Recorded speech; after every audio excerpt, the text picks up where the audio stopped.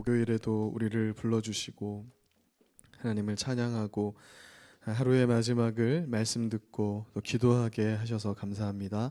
오늘 긍휼히 여기는 자에게 주시는 복에 대해서 살펴보면서 하나님께 긍휼함을 받은 자들로 우리의 이웃들에게 긍휼을 또 전하는 우리들의 모습이 되도록 말씀 가운데 역사하시고 또 기도하고 돌아가는 밤 되도록 이 시간 온전히 함께해 주시기를 기도합니다.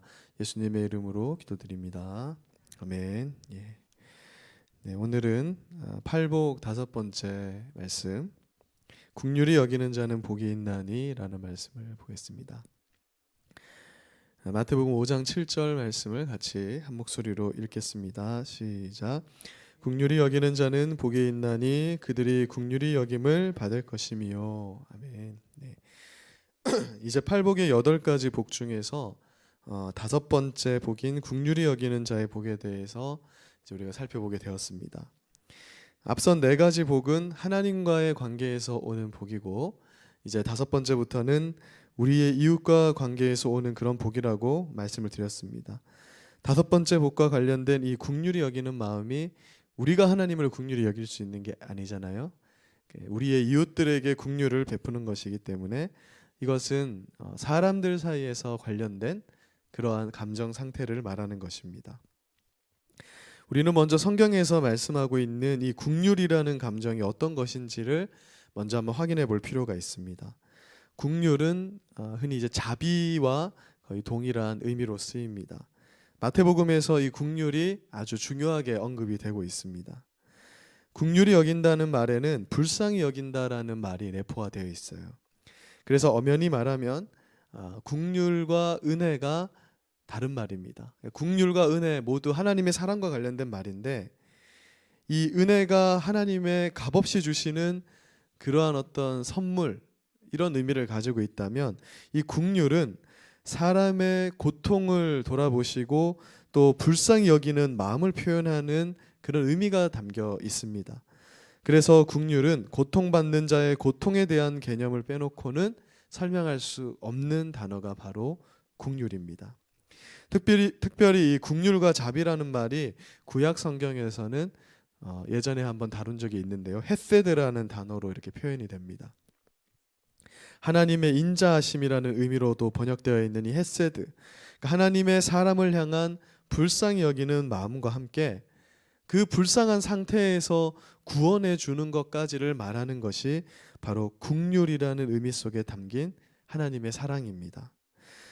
즉 긍휼이라는 것은 죄로 인해서 고통하고 또 세상의 무거운 짐으로 인해서 고통받고 있는 그러한 자들을 향한 하나님의 불쌍히 여기는 마음이고, 또 그 불쌍히 여기는 것에서 끝나는 것이 아니라 그들을 불쌍히 여기시기 때문에 그들을 죄의 고통에서 또 이 삶의 실질적인 문제에서 해결점을 주시는 하나님의 사랑이 바로 이 긍휼이라는 감정 속에 담겨 있는 것입니다. 그래서 사실 우리를 진짜 진정하게 긍휼히 여길 수 있는 분은 이 세상에 하나님밖에 없다라는 것을 말하고 있죠. 하나님께서 우리를 먼저 불쌍히 여기셨기 때문에 아무런 자격 없는 우리를 구원하셨습니다. 그리고 구원하시는 것으로 그치지 않고 우리를 당신의 자녀들로 삼으셨죠. 그래서 고아와 같이 버려진 우리를 아무도 돌보지 않는데 하나님께서 친히 자비를 베푸셔서 우리를 긍휼히 여기신 것입니다. 그리고 자녀로 삼으시는 것으로 끝나지 않고 온갖 신령한 복들을 선물하시고 무엇보다 하나님의 나라 그 자체를 우리에게 허락하셨다. 이것이 바로 긍휼히 여기시는 하나님의 사랑의 특성이라고 말씀합니다. 우리 신자들은 항상 우리가 하나님 앞에서 어떤 자들임을 잊어서는 안 됩니다. 예수님을 믿음으로 인해서 이 땅에서 좀 살만해지고, 우리가 예전에 항상 차영진 집사님도 그런 말씀 많이 하시지만 예전에 우리의 형편이 참 안 좋았다. 그런데 우리가 성령의 세계로 들어가고 정말 이제 살만해졌다. 그리고 영적으로도 어느 정도 우리가 평안함을 누리게 되었다라고 할 그때에 우리가 원래 어떤 자였는지를 망각하기 쉽다라는 것입니다. 그러다 어느새 교만한 바리새인들과 서기관들과 같은 모습으로 되어버리는 것이 참 우리 인간의 연약한 모습인데, 내가 하나님께 긍휼히 여김을 받은 자였음을 우리가 잊어서는 안 된다라는 것입니다. 우리는 구원을 선물로 받은 후에라도, 심지어 하나님 나라에서 영원히 살게 되는 그날에도, 부활한 몸을 입게 되는 그날에도 우리는 하나님의 국률하심이 없이는 살 수 없는 존재라는 걸 알아야 돼요. 우리가 이제 완성된 하나님 나라에 들어가면 이제 우리는 다 끝났다가 아니라, 그때에도 우리는 하나님의 우리를 불쌍히 여기시는 그 국률함이 없이는 존재할 수 없는 존재라는 것을 항상 염두에 둬야 되는 것입니다. 그래서 예수님 비유 속에 등장하는 천국은 어떤 곳이냐면, 천국은 영적으로 교만한 자들에게 허락된 곳이 아니라는 것입니다. 나는 하나님 필요 없다, 이제 하나님 없이도 충분히 나는 신앙생활을 할 수 있고 살아갈 수 있다라고 생각하는 자들에게 천국은 결코 허락되지 않습니다. 천국은 어떤 곳이냐면, 여전히 하나님의 은혜를 받아서 살만해진 그 상태에서라도 나는 하나님 없이는 살 수 없다, 하나님의 국률하심이 없이는 나는 살 수 없다라는 그러한 고백이 있는 겸손한 자들에게 허락된 곳이 바로 천국이라는 곳이에요. 그래서 낮은 자들의 것이고 낮은 자리를 찾는 자들의 것이 바로 천국이라는 것입니다. 그러므로 우리는 내가 하나님께로부터 긍휼히 여김을 받음으로써 구원을 얻은 자라는 사실을 잊지 말아야 합니다. 그리고 계속해서 우리는 어떤 마음으로 이 신앙생활을 해나가야 되냐면, 언제나 오늘도 한 시간이라도 하나님의 긍휼히 여기심을 없이는 살 수 없으니까 그 긍휼히 여김을 바라면서 살아야 한다는 것이에요. 항상 우리를 긍휼히 여겨달라고 하나님 앞에 간절한 마음으로 서는 자들이, 그러한 자들의 마음 상태가 바로 하나님께서 우리를 긍휼히 여기시는 자들의 온전한 모습이라고 말씀하고 있습니다. 그리고 예수님은 이러한 자들에게 하나님의 긍휼하심이라는 복이 있을 것이다, 그렇게 약속하고 있습니다. 그런데 지금 예수님은 이렇게 긍휼함의 복을 먼저 받은 자들에게 그러한 우리들이 어떤 모습으로 서야 한다고 말씀하고 있습니까? 이 다섯 번째 복이 우리에게 말씀하시는 그 의미는 이런 것입니다. 너희가 이렇게 먼저 긍휼함을 받았으니 이제 너희도 너희의 이웃을 불쌍히 여겨야 한다. 이러한 마음이 오늘 마태복음 5장 7절에 담겨 있는 것입니다. 긍휼히 여기는 자의 복에 대해서 잘 알려주고 있는 비유가 뭐냐면, 마태복음 18장에 만 달란트의 빚을 탕감받은 자의 비유입니다.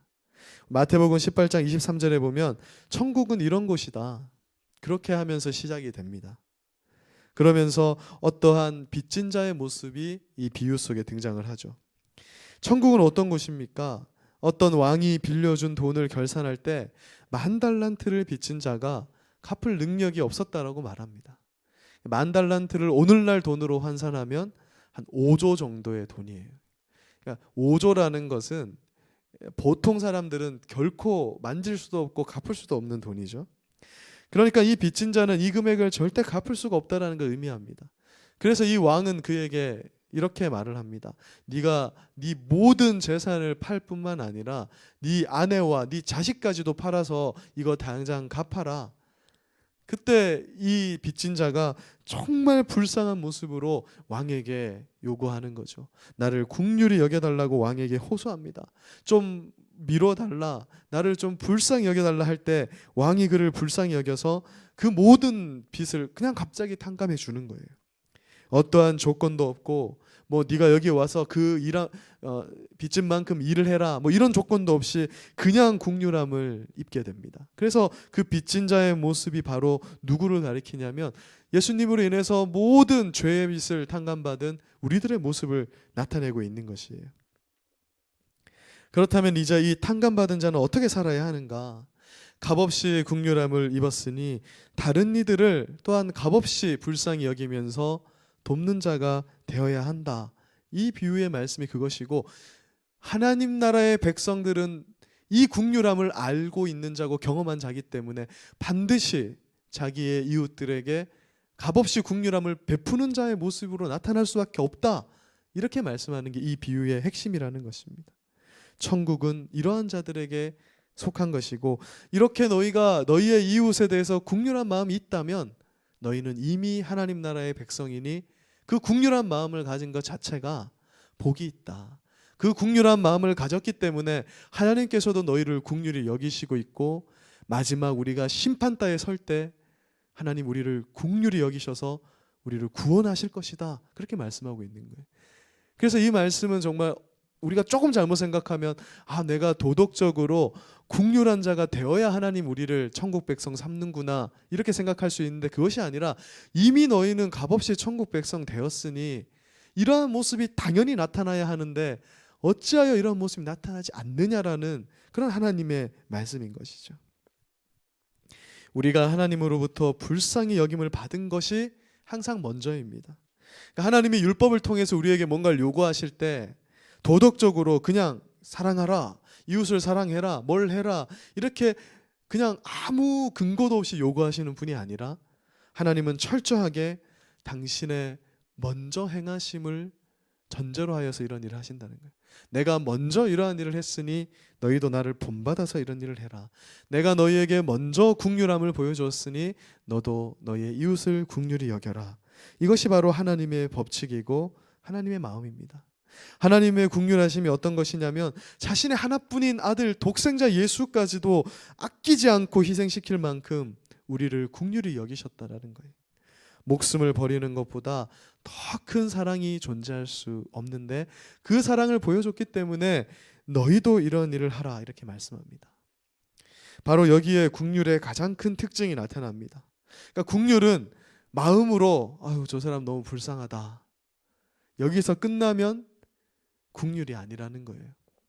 긍휼은 반드시 행동으로 나타나야 그것이 긍휼이라는 것입니다. 그것을 보여주는 비유가 바로 선한 사마리아인의 비유입니다. 제사장과 레위인도 지나가면서 강도 만난 자를 보면서 불쌍히 여기는 마음은 다 있었을 겁니다. 아이고 저 어떡하나, 아이고 강도 만났네. 근데 그들은 불쌍히 여기는 마음만 있지 그냥 지나가 버립니다. 선한 사마리아인이 실질적으로 하나님께 긍휼함을 입은 자의 모습이라는 거예요. 그 사람은 자신을 희생해서 아무 상관없는 그 사람에게 긍휼을 베풉니다. 천국 백성의 특징이 바로 이 선한 사마리아인의 모습에서 보여진다라고 예수님 말씀하고 있는 거예요. 하나님은 성경에서 너희가 마땅히 긍휼 받은 자들로서 긍휼을 베풀어야 한다라고 말씀합니다. 구약 성경에서도 하나님은 너희가 가난한 자들, 나그네 된 자들, 고아와 과부, 또 종들, 심지어는 집에서 키우는 가축까지도 너희는 긍휼히 여겨야 된다고 말씀하세요. 그 율법을 잘 보면요, 하나님께서 여러 가지 말씀을 합니다. 염소 어미의 젖으로 염소 새끼를 삶지 말아라. 같은 날 어미와 새끼를 같이 잡지 말아라. 알을 꺼낼 때 새도 꺼내고 알도 꺼내고 하지 말아라. 그러니까 하나님이 모든 이 긍휼함을 온 세상을 향해서 하나님 백성이라면 당연히 지켜야 한다라고 말씀합니다. 그리고 신약 시대의 성도들에게는 예수님의 그 긍휼하심의 실체를 경험했기 때문에 구약의 백성들보다 더 높은 차원의 이웃 사랑이 요구되는 거예요. 예수님이 직접 보여주신 것처럼 너희의 원수라도 사랑하고 핍박하는 자라도 그들을 긍휼히 여기라는 겁니다. 왜냐하면 이 땅에서는 저 사람 나한테 원수 져서 잘 살아가는데요. 그런데 그 앞에 있는 것은 영원한 형벌이기 때문에 우리가 그를 불쌍히 여기고 긍휼히 여기면서 그들에게 복음을 전하고 용서를 전할 때 그가 구원받게 되는 복이 있을 것이다. 바로 먼저 긍휼함을 입은 자로서 그것을 행하는 자들이 되어야 한다. 그렇게 예수님 말씀하고 있는 것입니다. 그렇다면 끝으로 예수님을 본받아서 우리의 이웃들을 긍휼히 여기는 자들에게는 어떠한 복이 있다고 말씀합니까? 그들은 긍휼히 여김을 받을 것이다 이렇게 말씀합니다. 제가 계속해서 말씀드리지만 팔복의 복은 미래에 임하는 것도 있지만 현재적으로 우리가 누리는 것이라고 말씀드렸습니다.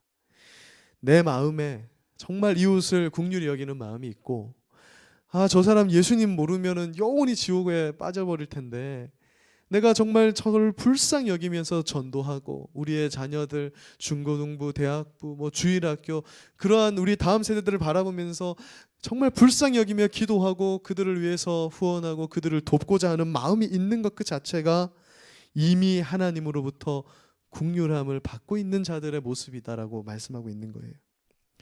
그것이야말로 최고의 복이고 그러한 마음은 하나님만이 주신 것이니까 하나님 백성만이 가질 수 있는 것이니까 그들은 복되다라고 말씀하는 것입니다.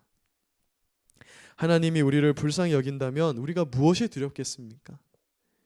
이 땅에 어려운 일이 있어도 하나님이 우리를 불쌍히 여기시면서 그 일을 돕는 그런 오른팔로 서 계시면 우리가 무엇이 힘든 것이 있겠습니까? 국률이 여기는 감정이 단순히 아유 불쌍해라는 감정이 아니라 그 수렁에서 건져내시는 것까지를 의미한다라고 말했습니다. 하나님이 우리를 국률이 여기시면 우리의 인생의 어려움을 그냥 두시는 것이 아니라 건지시고 잘되게 하시고 복 주시는 것으로 나타난다. 그러니까 너희들이 이 세상에서 누리는 이 국률한 자가 누리는 복은 얼마나 복된 것이냐. 이 산상수훈의 복이 정말 감격적으로 우리에게 다가오는 것입니다. 오늘 우리 말씀을 통해서 국률이 여김을 받은 우리가 정말 이웃들을 국률이 여기고 있는가라는 그런 자기 점검의 시간이 되었으면 좋겠습니다. 야고보서 2장 13절을 보니까 이렇게 말씀합니다. 국률을 행하지 아니하는 자에게 국률 없는 심판이 있을 것이다. 내가 예수님 믿는다고 하면서도 국률을 행하지 않고 살아가는 자에게는 마찬가지로 하나님의 심판대에서 하나님의 국률을 기대할 수 없을 것이다. 하나님의 국률을 입은 자는 그럴 수 없다라는 이 말씀을 기억하면서 혹시 나의 국률이 여김이 필요한 자가 누가 있는지, 학교에서, 직장에서, 가정에서, 또 우리 교회에서 내가 혹시 용서하지 못하는 자가 있는가, 정말 불쌍히 여김을 받아야 되는 자인데 내가 그러지 못하고 있지는 않은가를 오늘 기도하시면서 한번 생각해 보시고, 특별히 오늘 저녁에 또 다음 세대들을 위해서 기도도 해주시면서 교회에 마음에 떠오르는 그 한 사람, 나의 이 중보의 기도가 아니면 당장의 어려움을 당할 수밖에 없는 그 떠오르는 한 사람을 위해서 기도하시고 이렇게 돌아가시는 밤 되기를 바랍니다. 제가 한번 기도하고 마무리하겠습니다. 사랑하는 주님, 오늘은 국률